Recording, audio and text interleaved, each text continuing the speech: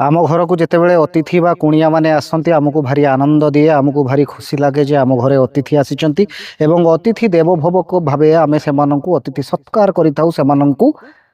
base भल पाइबा दे था एवं से जमी किसी फिल न करतु आम सेमिति सेमानंकु व्यवहार करि थाउ एवं सेमानंक सह आमे मिसी थाउ किंतु सही अतिथि जदि आम घरे बेसी दिन रही गले तेबे आमे चिड़चिड़ हेई थाउ सेमानंक ऊपर विरक्त होई थाउ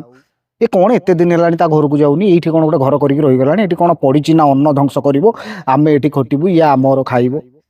एमती बेले बेले हमर मानसिकता आसे आज्ञा एटा समस्तंकर हुए तो आसी न थाई पारे किंतु किछि लोकंकर निहाती एटा अछि जे अतिथि जेबे बेसी दिन रही जीवो सेतेबेले अतिथि को कहिबे अतिथि तमे केबे जीवो एटा सब घरे हुए यार कारण कोन जानि छथि आज्ञा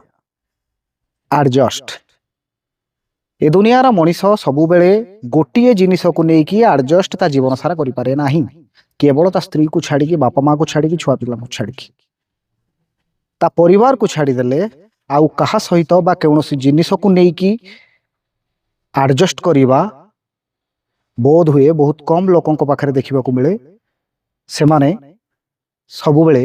नुआ नुआ खोजु थांती ए मनीषर वांटिंग जेमिति